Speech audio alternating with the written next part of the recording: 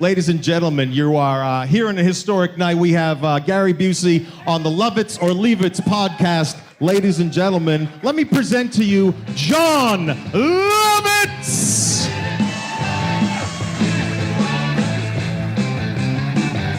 Thank you.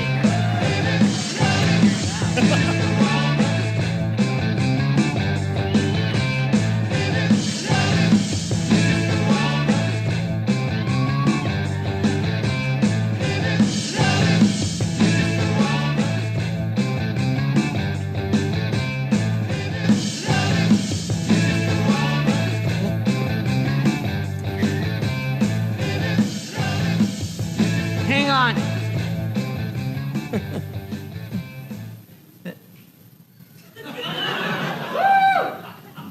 Thank you, thank you.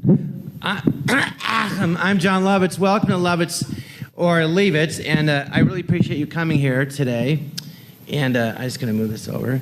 And we have a great show for you with a wonderful guest.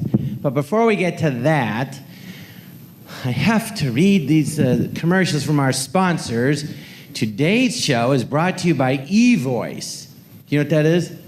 No. This is what it is. You can get a toll-free or a local number. It's a number you give out. Like you don't want to give out your cell phone or your home phone. So you give out this number. It's toll-free. It can be a local number. And it has a greeting on it. And then all your calls, the people call this number, and they can get routed to your voicemail, and all your voicemails are transcribed and they're emailed to you. And it's less than $10 a month. So, you know, if it's just awkward and they go, well, come on, just give me your number. Oh, are you too big for me? Here. And then they'll go, you don't have an 800 number. You go, yes, I do. Call it. And then you don't have to give out your number. You know what I mean? Like you meet a girl and she was like, well, give me your number. And you're like, okay. Then you meet a guy, like, give me your number. And you're like, So you can give out this eVoice number and for business and everything. Anyway, if you go to eVoice.com and you enter the promo code Lovitz, which is my last name, L-O-V-I-T-Z, you get a 30-day free trial. So that's eVoice, promo code Lovitz, or you can go to the John Lovitz Vodcastnetwork.com and click the eVoice banner. Well, all right, don't get it. So you give out your real number, don't complain to me. Anyway, thank you for coming. How's the food? Is it good? And did you eat? Oh, you already ate. Well, we'll be here a while, and you eat some more.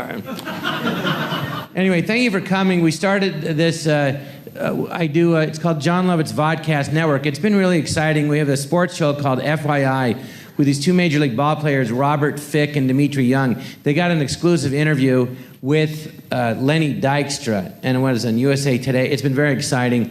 And the partner in the vodcast is Mark Short. I want to thank Mark for helping so much. And we have a vodcast studio up there where we record stuff. It's great. And it's really been terrific. So a month ago, I did a live show with Dana Carvey, and then there's some others on there I did with Heather McDonald and Steve-O, which was really funny. Anyway, this is my next live show, and it's a very special guest. There's a guy, I'm on a sitcom now called Mr. Box Office, so we were working together on that, but I met this guy years ago. He's a great actor. I think he's misunderstood. He's a genius, in my opinion. He's completely unique. Please welcome Gary Busey.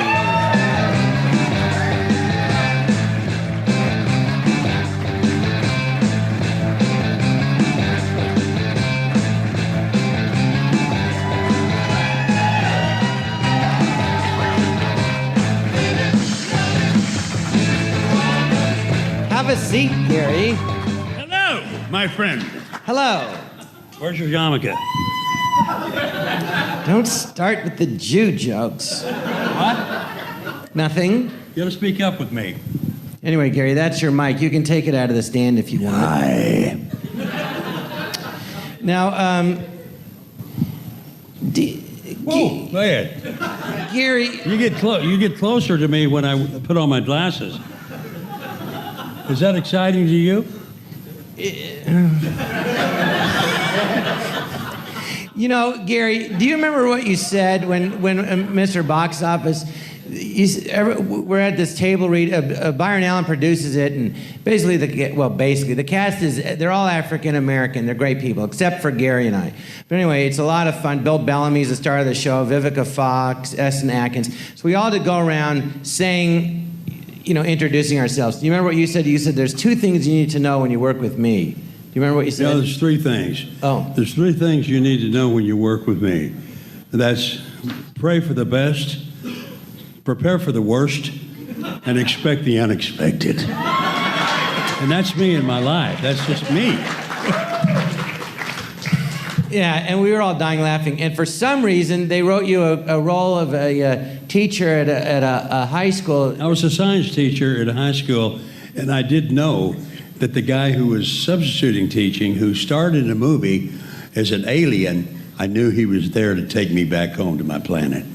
Yeah, basically you played a crazy guy. Well, why? No, I wouldn't would play they do a crazy that? guy. That's just me. Well, I think. How are you guys doing? I'm so happy to be here to see you and talk with you and pat you on the back. Thanks, sincerely good. You mentioned earlier to me before you ever started acting, your first job when you were 14 was very unusual, wasn't it? Oh boy, it was. I was born in Goose Creek, Texas, which is now called Baytown, Texas. It's about 30 miles east of Houston, on the Houston Ship Channels and Black Duck Bay and Cedar Bayou. So my Uncle Buddy, I was there hauling hay. I was 14 years old, and my first job was to go out in the pigsty. And he had 3 500-pound sows, and I had to slop them at the trough. And these pigs were playing tug of war with corn cobs. They were eating like heaven couldn't wait. And then in the back of the pigsty came in a black billy goat named Charlie. And my uncle would say, "Gary, don't let the goat penetrate the women." I said, "Okay." And I'm 14 out there in my cowboy boots in the mud, and Charlie would run toward the sows. Let me give an example. Charlie's the goat? He would be on all 4 feet, and the sows about there, over that end of the stage. He'd run and he'd stand up, and his little member would be shaking and rolling. But he never was able to find the pig's furnace. So he didn't even know, pigs didn't even know he was there. And Uncle Buddy kept saying, "Gary, don't let Charlie penetrate the women." That stuck with me to now, since I was 14. And there's something to be said about not penetrating women. I learned that at an early age. And when the goat finally saw me, he went and charged me and knocked me, flipped me in the mud. Then Uncle Buddy said, "Gary, that's good. Let Charlie go. Come on with us." My first job. Boy, you learn a lot when you have a job you can't even explain or expect. Did you ever trip the goat? When it happens to all of us, take it in as a good learning lesson. Don't let the goat penetrate the women. Prepare for the unexpected. You should see the goat's little member, because it's but it never could hit the pig's furnace. So that was so great for me. The goat had the goat couldn't penetrate the women whether I was there or not. So the goat had a little goat boner? The goat boner, yeah. Goat boner. That's a club in... that's a term that if you really lived on our farm, you'd know. Goat boner do? Yeah. Goat boner. Keep the goat boner away from the women. We should write these things down and create... Did you ever trip the goat on its way? Like, did you try to stop the goat? Because it sounds like you didn't. Well... And you got paid anyway. I didn't stop him, but I came close. But he never could find the pig's furnace. He couldn't get it in there. And I told Uncle Buddy, "Uncle Buddy, the sows don't even know the goat's here." "I don't care. Just don't let the goat penetrate the women." And that goes for every man in this world right now. Don't be a goat and don't penetrate the women. Well, how did that lead? Because before you were an actor, you were a drummer. So how did you go from tripping up a goat to music? Music was easy. Don't ask me. It's his life. Yeah. But you were a professional drummer? I was in I was a Sigma Chi at Oklahoma State University, and they had everything in the band except a drummer. And so I was a self-taught drummer, and I knew all the lyrics to every song, so I ended up being the singer. We had a guitar, a bass, an organ, piano, and a drummer. And we went all over the place. We were known as the Rubber Band. And we made a deal with Epic Records, and it was just joyful, joyful, joyful. And out of that, I met a man named Mr. James Best, who taught me camera technique and film awareness. Oh, the actor James Best? Yeah, the actor James Best. He's the reason that I'm in this business in the way I am. He was on Dukes of Hazzard, right? Yeah, Sheriff And Roscoe P. Coltrane. My dad was his doctor. Did you know that? Your dad was a doctor? Yeah, but he was James Best doctor. It's better to hold this damn thing. It's easier. But yeah, he was he was nothing like that character on No, Dukes he's of not Hazzard, that was he? character. A very, very well-talented man painting and playing comedy things and writing plays. And he did a lot of Sammy Fuller films, like Werewolves from London. No, it wasn't that, but it was a World War II movie. And every time they were going to do a scene with Sammy Fuller, he would shoot a .45 in the air. That meant everybody get ready or I will kill you. Sam Fuller was the director. Huh? The director, Sam Fuller. Directors? No, it wasn't Sam Fuller, the director. Oh, yeah. He was single-focused, hard nose, and a sharp shooting .45. And that's the kind of directing I haven't had the ability to have. If somebody's shooting a gun in the air before you do the scene, you better do the damn scene good. Because you don't know where the next bullet's going to hit. If it hits you in the butt, you can run fast. But if it doesn't, just duck. He'd shoot live ammo? Yeah. You know, I have something for you. I know a way you can travel faster and be in places that you don't expect.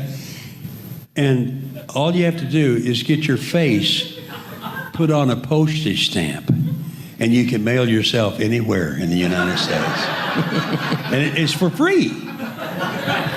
Isn't that great? Everybody get their face on a postage stamp and forget about paying the post office. Just mail your face and you'll be there sooner than you think. That's pretty good, mail your face. I That have sounds like no a song. idea where this conversation is going. Well, that's why I'm here. I'm to enlighten you with the learning process that you haven't achieved before. You are to achieve accomplishments now that I've been here, telling you how to think and how to move. And you got to stop wearing your underwear backwards. Now you tell me. It's all working. It's all working good. So the acting started, and then you stopped being a drummer, and then... No, I'm still a drummer. I played drums with Leon Russell. That was a great time. Yeah, Leon Russell, I was a big fan of his. What was he like? Oh, boy. He's You know Leon Russell? He's a genius, piano player. He just did a big tour with Elton John that they put it on a documentary. Leon's a genius. He just knows what to do without thinking. And that song he wrote, A Song for You, years ago, before I played with him, was they're classic songs. Leon writes classic songs.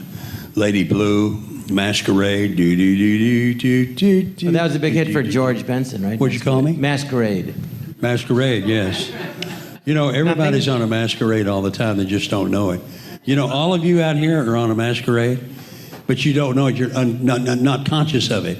And that's what makes it okay to be in a masquerade. People like you better when you're masquerading. Even though they don't know you're masquerading and you don't either, they just like you better. It's great. You know, I've known Gary a long time, and basically, whatever he says, you know, at first it's kind of like, huh? And then you think about it for about 3 days, and it starts making sense. No, but that's the thing is people think like, oh, he's, you know, they'll go, oh, he's crazy. He's not, you're like a genius. You're just like way ahead. Well, it takes a lot of people 3 days. No, I have to think 3 days about the shit you say before it starts making sense. 3 days is a trinity in order to take this shit smell out of your pants when the cow shits in your britches. You bury them in the earth and the nitrogen will take... Well, the cow shit in my pants because I didn't have some 14-year-old kid stopping the cow from doing that. You can't stop a cow from pooping when he wants to. No, exactly. But You'll see the middle of his back jump up and then middle will unload in your britches. right. And you can't stop it. Even if there was a kid you there. You can't stop it by sticking your fist in You know, the it rectum occurs of a to me, cow. do you think because of that first job it affected you mentally? Of course. Look at me. That's really what we're getting at, right? What? That's what we're getting. Your first job was trying to stop a goat from fucking pigs. Penetrating. I would think it would affect your brain somehow. No. I have to It had no effect? You don't say the word fuck, you say penetrate the women. Sorry. That keeps it all clean. That makes drive-in movies work better when But you're you in the have a back couple seat. of kids, so you didn't take that advice Did I to ever heart. what? You ever chop off their tits? What did you say to me? Houston, we have a problem. I just said you sitting here have for- a couple of kids. And I don't mean baby goats. You're dating a goat? You know, you could get away with dating a goat, man. Because the only thing about it is goats aren't kosher. They're not kosher. Again with the Jew reference. You know what kosher is? Kosher is a state park in Israel. It is? Yeah, you go there to eat things that are just there for you to eat, like Hebrew weenies. You know those things? Those big round things, you go, whoop. Gee. I'm eating kosher weenies. Close your eyes, you'll think he's a rabbi. What? Your eyes think you're a robot? Come on, John. I'm What? English. You like fish with wine? Fish with I'm trying to wine? think like, huh? Do you have wine in your aquarium? Fish swimming in wine? Do you like cats when they're nude in the shower? Do I like cats when? When they're nude in the shower? When they're nude. Yeah. Cats are always nude. What are you talking about? This guy didn't know, but you think cats? I guess I'm just crazy. You think cats go down to a cat store to buy the fur they wear? No. They're nude all the time. Yeah, but what about when they're nude in the shower? If they're nude in the shower, Yeah. well, then you shave the hair off of them. And then they're nude in the shower. It's good to leave it. I'll tell you one thing, folks. This is a conversation you'll never forget. That's the plan, Stan. Hey, I read you were the last guy on the series Gunsmoke to be killed. Yeah. Tell us about that and James Arness. And did you sleep with Miss Kitty? Ooh, okay, here we go. We're going to have fun on this one. My first scene, I was in a doctor's office with Milburn Stone, who played Doc. And I had the first line. And they would say, okay, ready, sound, rolling speed, okay, action. And I was standing here looking at Milburn like this. Okay, Gary, you have the first line. Oh, okay, that's right, okay. Okay, let's do it again. Stand by, speed, rolling, sound. Action. I'm looking at Milburn. They said, Gary, you have the first line. Why can't you say it? I said, I've grown up watching Gunsmoke, and I can't believe that I'm in this room with Doc. It's just not coming to me. But then it came to me. And what happened was, I was riding a horse. We were called Busters, me and John Beck. And I was riding a horse and fell off the horse and cracked my head on a fence post. We were trying to make money to buy a ranch in Montana. We weren't gay. It was just the way it was back then, late 1800s. This wasn't part of the show. This was real that you were doing. No, this is part of the show. Oh, it's part of the So show. I died. When I died with my eyes open and one eye crossed. So that's neat. That's what happened. They called me back the next day and said, Gary, you can't die with your eyes open on TV. It's against television standards. So they said, action. I went, relax your eyes, Gary. It'll work. So, okay, cut. That was it. Now, the series went off the air after that show. It was on for 20 years. Yeah, I know. And I'm proud to say I can say I was the last guy that died twice. On Gunsmoke! What was Miss Kitty like, Amanda Blake? What was the P on? I'm sorry, what? Let me rephrase it. Do you like seagulls? Yeah, you know, those guys are neat. What's fun is to shoot little 3-year-old kids get these vitamins that are rubber and shoot seagulls with rubber vitamins. And they'll fly faster, they'll squeak at you, and they won't poop. Poop. Oh. Well, that answers the question about Miss Kitty.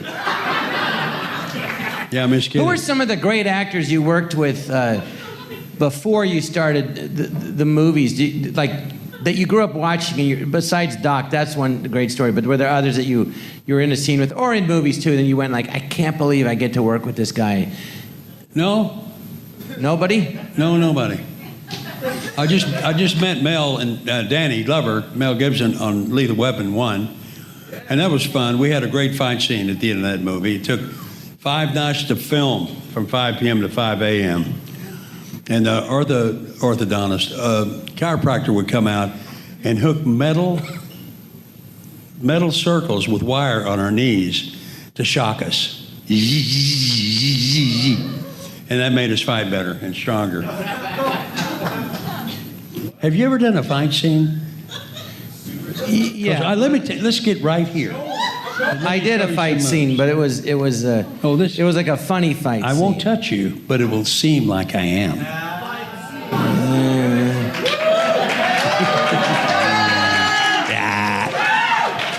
I would love to do that. Unfortunately, I have to read this next commercial live. Commercial?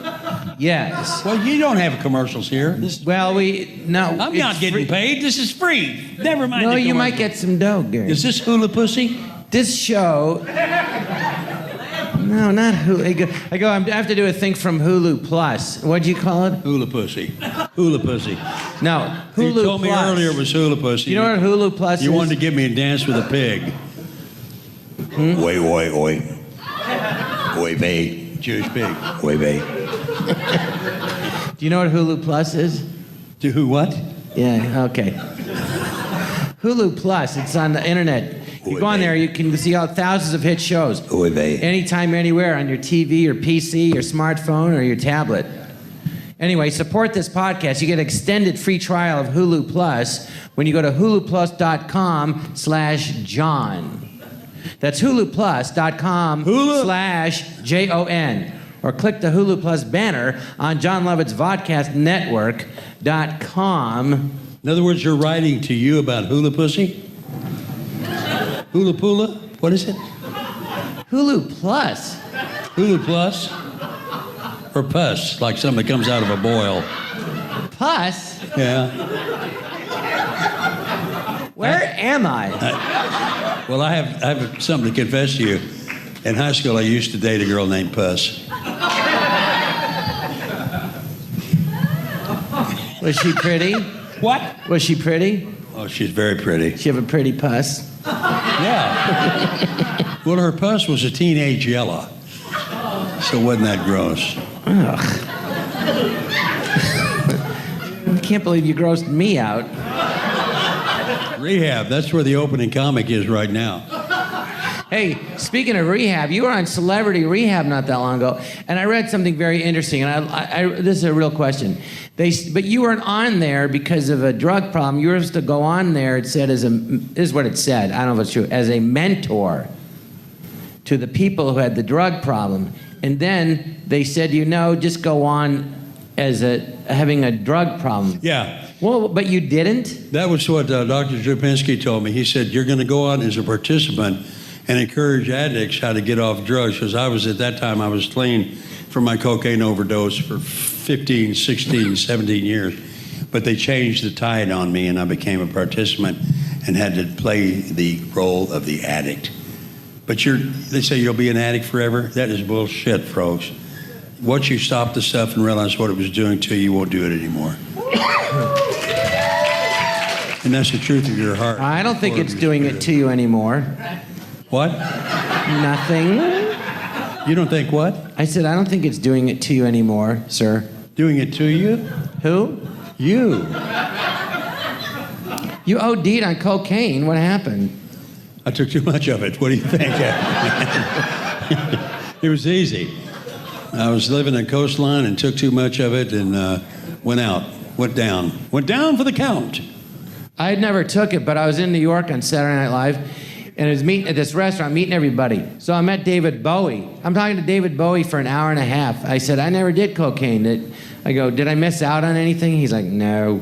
I go, well, did it make your creativity better? He goes, well, I thought it did. He goes, for a month. But then I'd listen back to it and it sounded like crap. Then he goes, then I had a horrible problem with it. He goes, for 10 years he was addicted to it. Yeah. Well, I didn't think I had a problem, but then again, what's a problem to a guy who has everything and knows what people are thinking before they know it?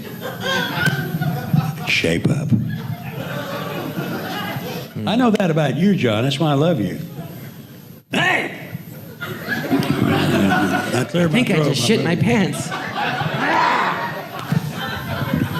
Well, what do you guys want us to do? Name something. We'll get to those. I want to hear about Buddy Holly and how you. That's like your greatest role, and you got nominated for the Academy Award. And tell us about that. I truly believe in my heart that Buddy Holly's spirit chose me to play the part. And when I was singing the songs and playing the part in the movie, when I wrapped it on December 30th, 1978, I came home and I was different. I was shaped different. I felt different. What happened was the spirit of Holly had left me, and he was singing through me. And that's an amazing thing, and it still happens today when I provide a concert in tribute to Buddy Holly. It was a beautiful experience, and it was made in 6 weeks, and everything was one take. One take means... Are you serious? They set it up and say, okay, speed, action. You do it, it's done, it's good. That's one take. It was one take all the way. All the music, all the scenes, everything was one take. That's because the spirit of Holly was there. Charles Hardin Holly, Lubbock, Texas. God bless So you. one take. And I'm putting a CD together now, and it's fantastic. And I'm going to have some Buddy songs on there that haven't been recorded, and some who have. Some who have? Some that have. Okay. Grammar is my good thing at night. Is it night yet? Yes. How long have you been alive? I just had my 56th birthday, July 21st. Hey, happy birthday to John. Happy birthday to John. Happy birthday to John. Well, how long have you been around? I've been around the sun. on Earth. On Earth? Good paraphrase. I've been around the sun 69 times. Oh, really? Yeah, really. You seem much younger to me. I seem like what? Much younger. You have so much energy. I know, it's true. When I was 30. Where does that energy come from in you? Oh. Help! Help! Security. I'll leg wrestle with you. I'll tongue twist with you. I'll do butterfly kisses on your eye. No, I have a lot of energy. Pass. I was born with it. When I was 35 years old, I was playing 19 years old as Buddy Holly. And when I was 29 years old, I was playing 15 years old as a high school quarterback. I'm 69 now, and God knows what was that? Because then later on you played that coach, didn't you, George? Didn't you play the famous football coach? Yeah, Bear Bryant. Bear Bryant, yeah. I want y'all to come up on the side of the road and talk with you. I had to talk like that for 6 months. What? Well, I was just nothing. You have nothing? You go blank and cough? You should have been a doctor. You try talking to you, you'd go blank. Is that camera I would on? love to see you talking to you. What? And see your reaction to yourself. That would be interesting. Do you know everything you see is a reflection of yourself? And that goes for all of you. Everything you see in Well, then nature. get me a brush. What It's a happened? joke. Listen. What are these? What kind of jokes are these? They're not kosher. Oh. You should see his dog Jerry has an underbite that you'd never want to have foreplay with. That's why he didn't have any girlfriends. God damn, I was going to ask you something. It went right out of my head. That's because I'm here to remind you that you don't have anything to ask me. You have things to say to me that will encourage me to help you. Well, I have a question. you did want to one interrupt? take. Oh, now we're cooking. Buddy Holly, you said everything was one take, like the first time they shot it and got it. So after that, when you would do movies and they would do a lot of takes, did you not like that, or did you like it? Oh, no, that's the way it goes. I can do a scene 5 different ways to start with. And I love improv and spontaneity. And But do you prefer one or the other after that movie, or you don't care? Either one. but it was built in. It was meant to be. And spontaneity comes from an invisible idea that is there before the creation. Hey. Say that again, your mic cut out. Yeah, the mic here, this mic is Jewish. It's cutting out on me. Okay. The beauty about spontaneity. He actually likes me. Shut up! Spontaneity comes from an invisible idea that is there before the creation begins. We all have that ability. How did I do that right? Well, I could hear you this I said time. ability. I love the double L's in words because it makes me sound dumb. There's not a lot of effort in making me sound dumb. You know what's amazing to me is how talented you are, because you're a professional drummer, you're a college football player. You know, then you play Buddy Holly, you're playing the guitar. But like you did that movie, the surf movie, Big Wednesday. Did you do your own surfing? Big Wednesday. I'd never surfed before in my life. And the director said, "You don't surf?" I said, "No, I'm from Texas, Oklahoma. There are no oceans there." He said, "Well, I'm going to push you into this wave. Stand up on the board like you did on the shore and just ride it." I said, "That's it?" He said, "Yes." So pushed me into the wave. I rode it for 90 feet. And he said, "You've never surfed?" I said, "No, I told you that." He said, "You're going to be a world-class surfer." I walked up to him and said, "John, I'm from Texas, Oklahoma. I played football. That's a collision sport. Surfing is for sissy boys." 4 months later, I was surfing 25-foot waves on Sunset Beach at Oahu. And I quickly said, "Surfing is not for sissy boys." Well, that's great about doing movies. You get to do things with other people, another culture, another country, and you get to learn about the truth of the people's hearts there. And that's just so beautiful, because you get an education learning how to love others when you don't even know them, but you do know them when they speak to you and smile in their eyes. It's a beautiful place to be, and I've been motivated and inspired to do that with others. Smile with my eyes and just consider other people's feelings first.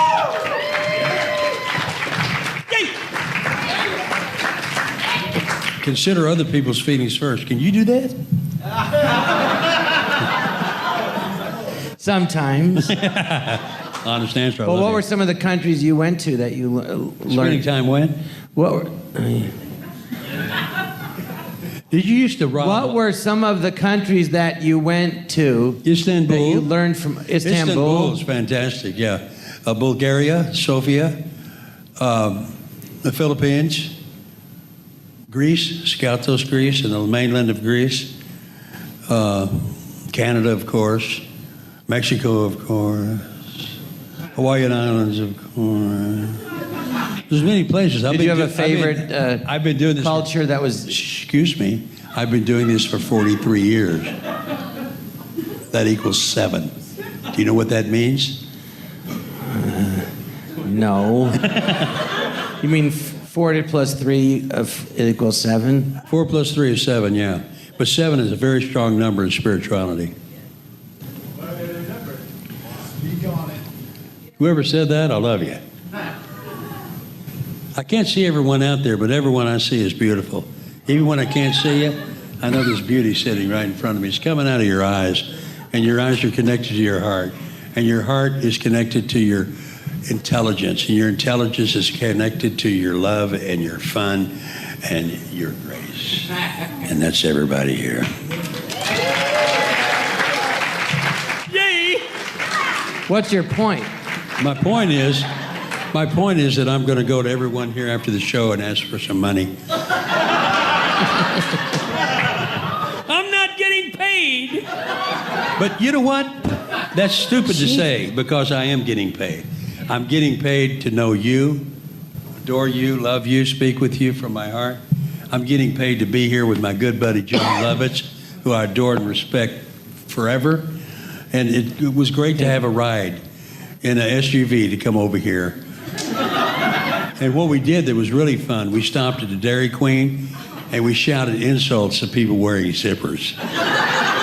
That is fun. Where is there a Dairy Queen in Los Angeles? What? Where's there a Dairy Queen in Los Angeles? Where's there a Dairy Queen in L.A.? Yeah. Down by Anheuser-Busch, where you can go there and get on Clydesdales and ride down that Dairy Queen right there and shout insults at people wearing zippers. Jesus, you took the long way. And you know when you do that, you have the ability to churn butter naked. And that is So fun your to watch. motorcycle accident didn't affect you at all? My what? Remember when the first times I met you, you told me about you had a motorcycle accident in front of Jerry's Deli on Beverly. No, it was in front of and it hit Bartell's. the back of my head. It was on Washington and Robertson Boulevard. There was I a thought it curve was there, and I near went, the bam, split my skull, knocked a hole in it, and look at me now. I'm doing great. Yeah, but I remember. Did you have more than one motorcycle accident or just the one? Did you call me what? I'm going to go with more than one. I've had one motorcycle accident. Remember you said the curb hit you? I've changed the word accident to a blessing. Because from the motorcycle accident with my skull fracture and my recovery, I had to start all over again. I was invited to the White House by George Herbert Walker Bush. And I gave the language that I came up with discussing my injury, and that language became the language that created the Traumatic Brain Injury Act that President Clinton signed in '97. Well, I remember you told me. It's okay to get hit in the head when you come up good. Do you remember telling me? I remember you telling me the story. You said you went out, you saw your body floating. You said you saw God. Do you remember all that? I didn't see God. You didn't? No, I didn't see God. Oh, I thought that's what you told me. Well, what happened after you? Do you remember? After what? You hit your head. After what? After you hit your head. After You the fell. brain- I remember. No, I'm not trying to be funny. I remember you told me the story.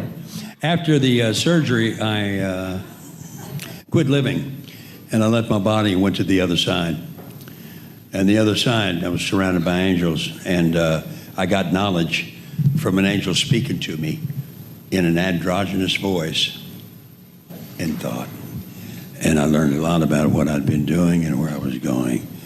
And I was told what I could do, and for the responsibility I had coming up, I had to look for help in the spiritual realm. Then they told me I could go back to my body and continue your destiny, or you can come with us now. And when you hear the truth on the other side, you react to it immediately. And I didn't remember what happened until I saw the movie Ghost with my good friend, rest in peace, God bless you, Patrick Swayze. It's funny. It's not funny, but it is funny, and it's very strange. Every one of you in here is going to have something happen to you that turns you around in your own way of thinking. If it hadn't happened already, it's coming. And be open for it, have faith in it, and rejoice your ability to learn.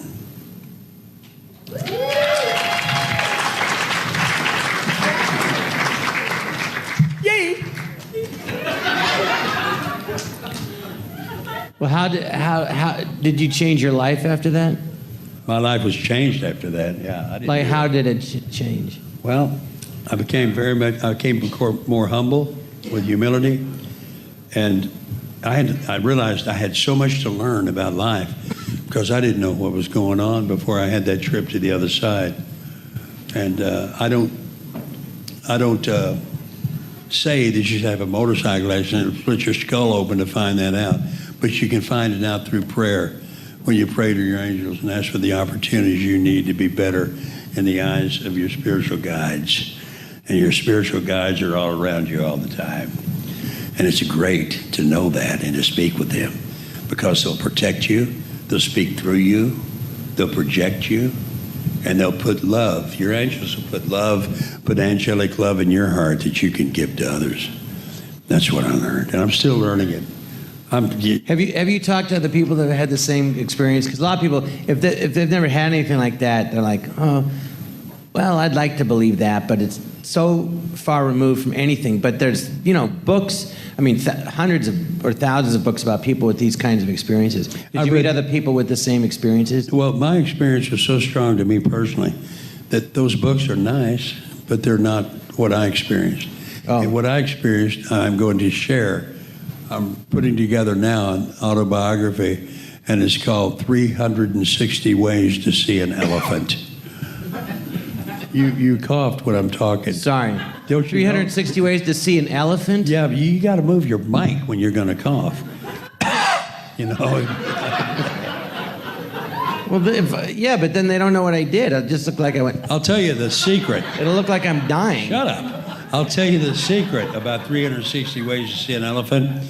If you put an elephant in the center of a circle and move around the circle 1 degree at a time, you'll see that same elephant in 360 different ways. There's much more about life that you can see just straight ahead. It's all around you. It's inside of you. It's above you. And from past life experiences you've had, that will come in fruition in your life now if you let it. Just have to let it by being open. And being clear, vulnerable, and open gives your mind the ability to take charge of your direction.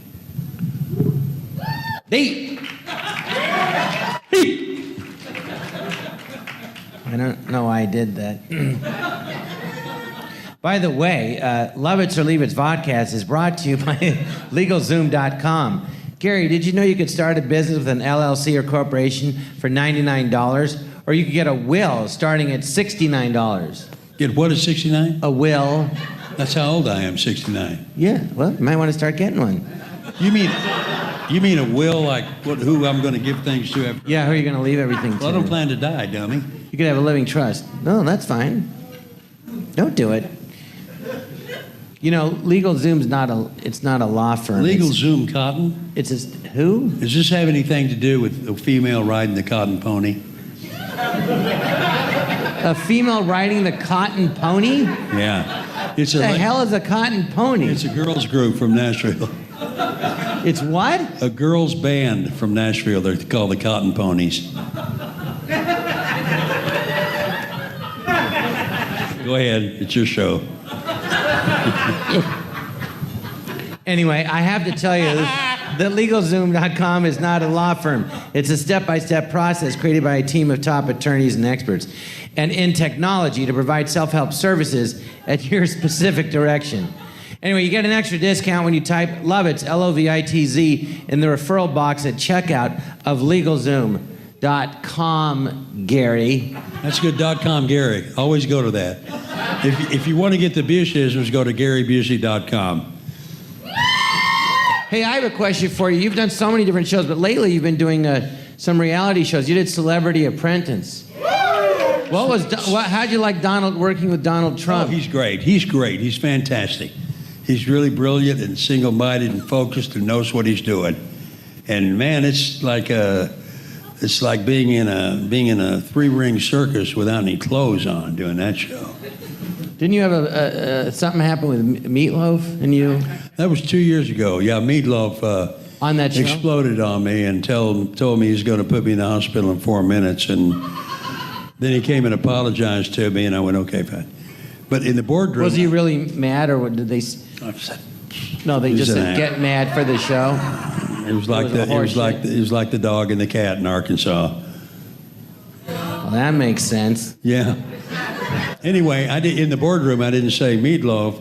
John Rich said, Gary has no focus. And now I know to say, John Rich has no idea what focus is, doesn't know the definition, not even aware of it. And who had the focus this morning when Meatloaf was going to torture me and put me in the hospital in 4 minutes? I had the focus, he did not. And if Meatloaf did that in a regular job, he would be fired without pension, 2 weeks notice, or a gold watch. The fact that it happened on Celebrity Apprentice, where you're supposed to learn how to operate great in business, he should be fired here, because if he doesn't, it's a dark mark, a negative minus for Celebrity Apprentice All-Star, for Celebrity Apprentice. But I didn't say that. But I could have, but I didn't. Thought of it. Do you know why he got so mad at you? Or was it was fake? It was set up? Very jealous. They're very jealous and insecure and afraid of me. They're afraid of you? Oh, yeah. Why? Because when I speak, I don't speak for my own self. I speak for myself. That's many of me. There's many of me all around me, even here. And it's fun to be here, all around you with all of me. All around you with all of me. I keep going like that, you know? You think you intimidated them? Yeah. With your energy? I did intimidate them. But that's my nature. That's my natural nature. I'm not intimidating anybody in here because I love everybody in here. And I love Meatloaf, too. He's a great guy.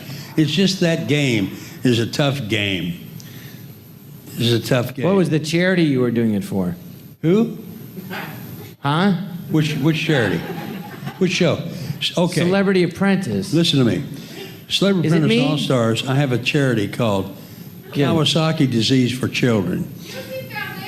And you can go to BUSEYFoundation.org and find out about it, because we're now celebrating the donations for recovery and achievement. Kawasaki disease hits children from 5 months to 5 years. And it can cause coronary artery aneurysms, and the symptoms are like a puffy face, a strawberry tongue, and fever that won't quit. And go in there and get that looked at, and we're raising money for it, BUSEYFoundation.org, for the Kawasaki disease for children, because there's nothing more precious to me in the world and the universe than children. And people can go on your website, right? And click, it was at GaryBusey.com, and they can see that. BUSEYFoundation.org. Oh. You can find out about the Kawasaki disease and how to donate. And I got good news for all you taxpayers. The donations are tax deductible. Yay! And, you know, you do have a very unique way of thinking. In fact, I think you coined it, you call it Buseyisms. Yeah. Can talk about, we're going to show you some examples of this. It's very funny and deep and clever and funny. But go ahead. Buseyisms is something that I started 8, 9, 10 years ago. And I realized I was all alone, living alone, and not feeling good about where I've been and who I've been with. But so what? Life goes on. So I'm thinking about the past. Like, oh God, I'm making journals. This happened, what about this? This happened. And then I figured out I'm dealing in the past. Where am I now? I'm in the now. Okay, now. What does that mean, now? And the first Buseyism is now. That stands for no other way. But you take a word and then you define it I to take the the letters. word and the letters to spell the word. I create a definition for the word out of the letters to spell it. For instance, war, W-A-R, women and religion. The word simple, S-I-M-P-L-E. See it manifesting precious loving energy. The word relationship, really exciting love affair turns into overwhelming nightmare. Sobriety hangs in peril. That's a great one. And on the other hand, there's romance, R-O-M-A-N-C-E, relying on magnificent and necessary compatible energy. And What about this one? oh, these are good. Well, Do we? We're gonna set up, take some questions for the audience, and then present you with some of these. Gary has a gift for those some who of ask you. a question will receive abusism. I'm presenting this to John Leavitz tonight. I'm putting his name on it from Gary Busey. J-O-N? J-O-N, yes. I just need to remember that. J-O-N. To John, FART. FART stands for, F-A-R-T, feeling a rectal transmission. And the note at the bottom says, a bodily function which cannot be denied. So this is for you. Thank you, Gary. And you made art out of this. Yeah, art. Okay, another one for John. Put to John. J-O-N. Yeah. And Gary Busey. G-A-R-Y. This one is nuts. Never underestimate the spirit. When you are feeling the grace of your spirit, it's okay to be nuts. Well, thank you, Gary. You're welcome. So apparently I'm just nuts and gas. After the question.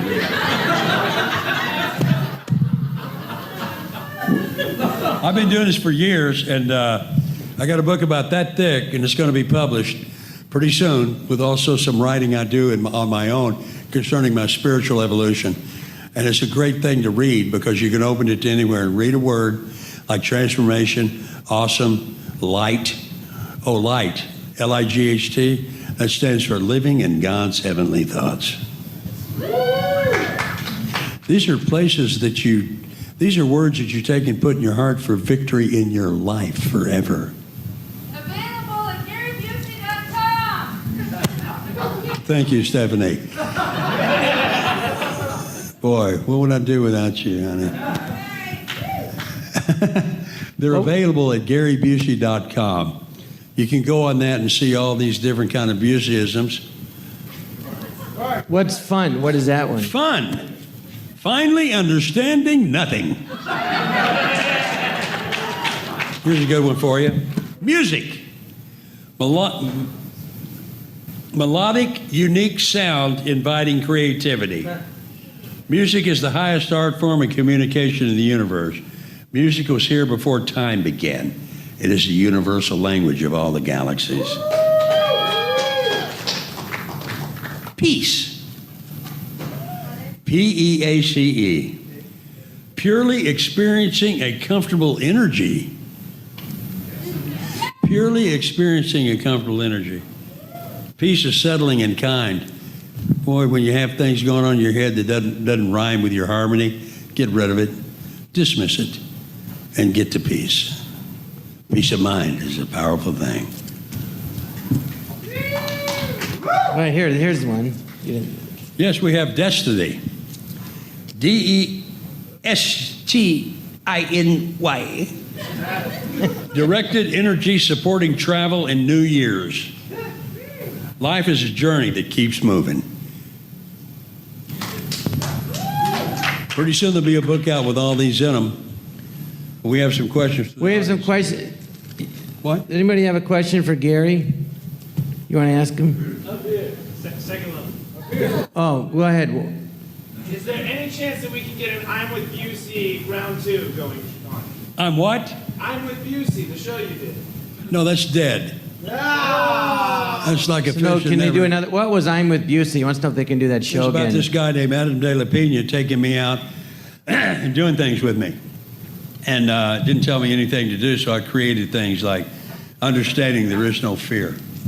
And taking a machete and whapping him by the ears so he'd understand there's no fear. That was a tough show to do, and it wasn't run right. We didn't have a good You whacked the guy by his ears with a machete? Huh? You whacked him by his head with a machete? Yeah, right by his head. I wasn't touching him. I was showing him there's nothing to fear with me. You want to do it? No. I already shit my pants once. When was that, John? Another question. Another question? Yes, sir. Hold on, you're going to bring him a mic. Wait, he's going to bring you a mic so everyone can hear you. Enough respect, man. Remember that movie you were in back in around 82 called DC Cab? Yeah, I sure do. Somehow I seem to recollect you wearing a jacket that had the Pepsi Cola insignia on it. You were a jackass addict?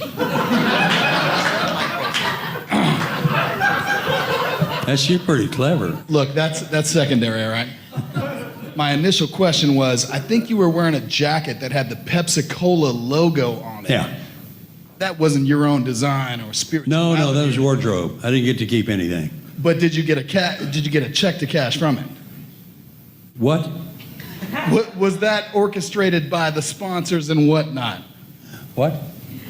What, did they make you wear a Pepsi jacket Yeah, I said, for yeah, that was sponsorship? wardrobe. Then he said Of something Pepsi? like cash So it. you mean like product placement? You know what? Let's just skip it. No, it's a great question. I don't know. I just thought it was kind of funny. I mean, you with Mr. T, I was about 8 years old. I mean, you had those teeth that were like a drive-in movie theater. You know what I mean? And no, you were bringing some energy to that thing. And I was just wondering. I was like, Pepsi? What the hell is that? Whose idea was that? Well, the truth about me that I was born with the energy of 10 men who have normal jobs.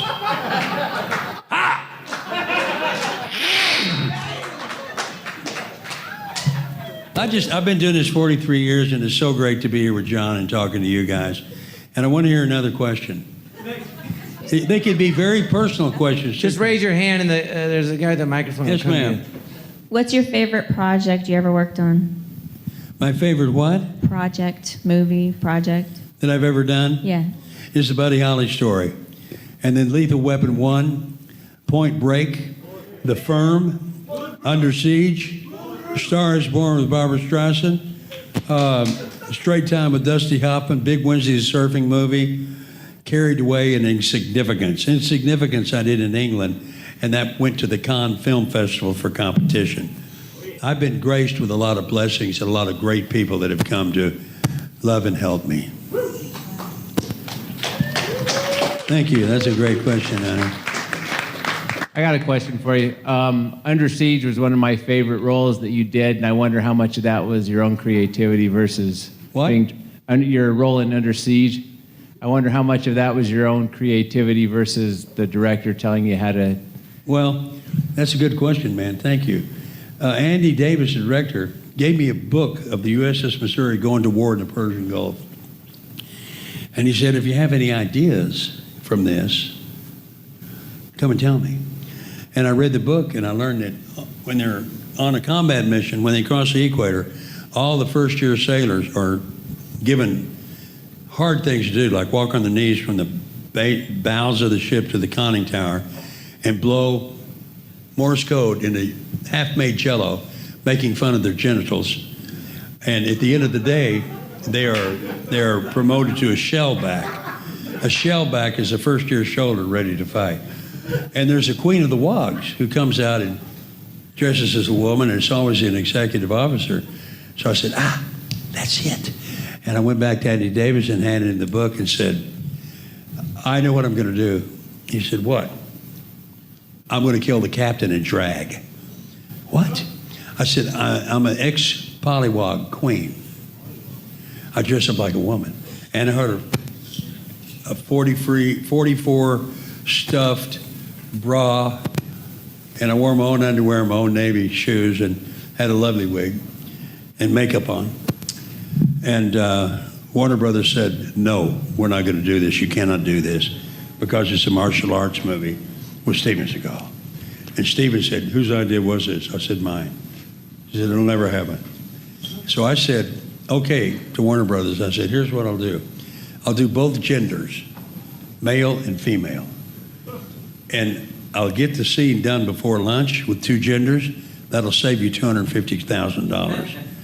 So I said, okay. So when they saw me as a woman, well, as what I thought of as a woman, with my wig off and the pantyhose and the makeup and my breast on the table, and I looked at the paper and said, Stranix, that's Tommy Lee Jones. This is what I'm dealing with. They said the crew doesn't like him. He needs to see a doctor, he needs to go to the hospital. I slammed the papers down and said, do I look like I need psychological evaluation? And Tommy Lee said, not at all. So that was that scene. It got in the movie because of my creativity, enforcing spontaneity and improvisation, and giving the movie a little bit of twist in the middle. And that scene caused the United States Navy to agree with the motion picture because we proved that an executive officer needs psychological evaluation. That's a good question, man. Thank you. Another question. Yeah. Do you have any fond memories from shooting Predator 2? Where are you?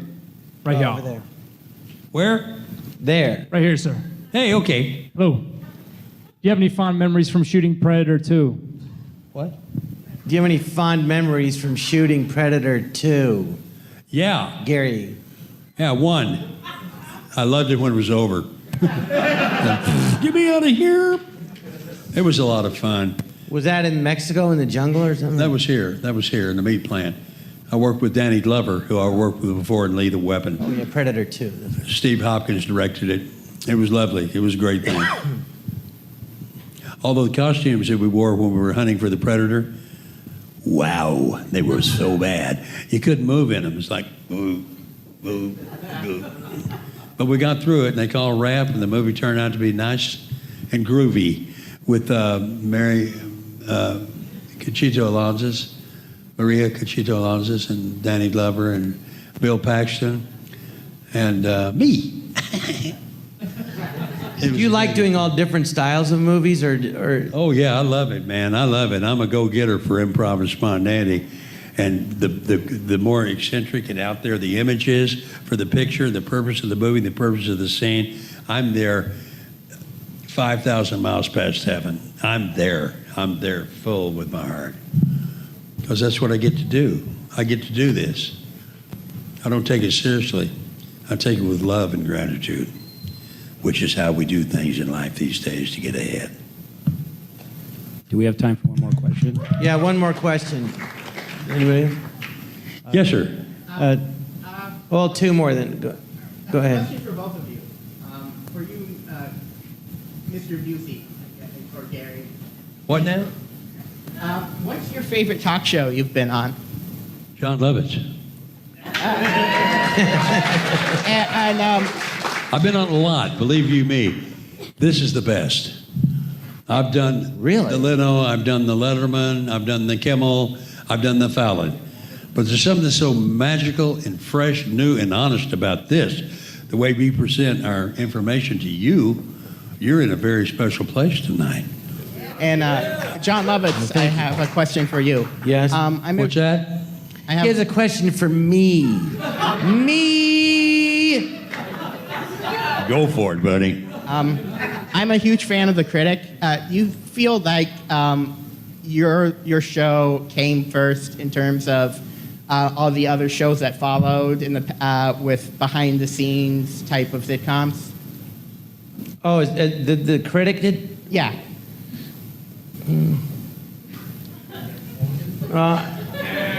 I don't think so. I mean, you can't answer the question. Well, I never thought of the show that way. Even me. I mean, I'll tell you, the Critic, the Al Jean and Mike Reese, they wrote it, and they were head writers on The Simpsons, and Al Jean still is. But apparently, it influenced Seth MacFarlane a lot on Family Guy. And I think Family Guy is terrific, but they're always like, I guess the Simpson writers are always saying, "Oh, he ripped off The Simpsons," but Al thinks a lot of stuff he got from The Critic, and a lot of whole scenes he took, which I didn't realize.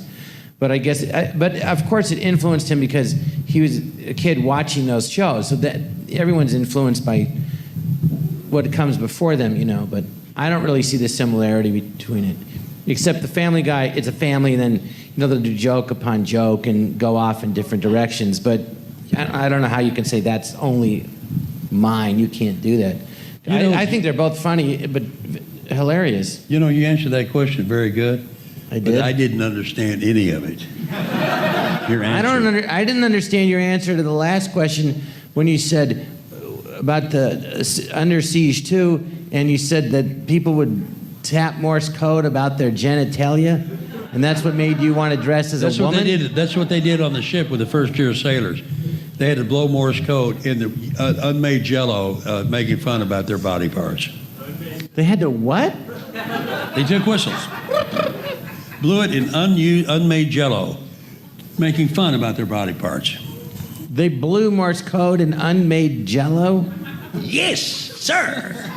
I take it you want to be in the Navy now. Well, how did blowing Morse code in unmade Jell-O make you want to dress as a woman? You know what? Or am I missing some connection? No, the guy dressed as a woman is the one enforcing the first-year sailors to blow Morse code, making fun of their body parts. Oh. But if I remember that scene, though. It was hilarious, and it made you scary. Yes, I came over to your house. I can come over to your house, fix some Jell-O for you, put you in a funny little outfit, and give you a whistle. And I'll show you Morse code to make fun about your body parts, and you will be a shellback ready for combat. Yeah, well, I'm going to have to pass on that one. One last question. Here we go. Like a Woody Allen movie. Yeah, okay, I'm going back to Earth now. So, well, there's one more question? Yeah, I'm here. Yes? First of all, Gary, amazing night. Enjoyed it very much. Where is the question? Over here. My in the corner and dark. Oh, okay. My question is, you've accomplished a lot during your life. What's the one thing that you still want to accomplish? What? Well, what's the one thing you still want to do during your life besides? What else do you want to accomplish in your life that you haven't done so far? Oh. Is there you have some goal? I want to have a baby. No, I'm kidding. You're kidding? I already have babies. Thank God. I'm not gonna. I already have babies. I don't even. Well, you know what I'd like to do, and I'm going to work on doing this, whether I write the picture, produce it or direct it, but I want to do a personal story about Thomas Jefferson and his work with the slaves and his lover, Sally, who betrothed him a child. And when him and Ben Franklin went to London and went to the Hell Club, and that was a major, big orgy. And see the backside, the other side of the coin about Thomas Jefferson. And then show the side of him when he's 29 years old and he wrote the Declaration of Independence. What the hell are you talking about? What history book did you read about an orgy with Thomas Jefferson and George Washington in London? It's not not George, it's Ben. Ben Franklin? Ben. Where did you read about this? I want you to remember what Benjamin Franklin said. Did you just make that up? Shut up. I want you to remember what Benjamin Franklin said. He said, the person who is rich rejoices with what he has. Okay, go. Okay. What the fuck are you talking about? What orgy? Just making it up as I go. What orgy? Well, Gary, I want to thank you for being on the show. Thanks so much for coming. I'm John Leavitz. How about a hand for our guest, Gary Busey? Great job. Oh, go ahead. Whoever has questions, come up and Gary will hand these out to you. Anyway, that's our show. Thank you so much for coming. We're on the John Leavitz Vodcast Network.com. Lovitz or Leavitz. Gary Busey, thank you very much.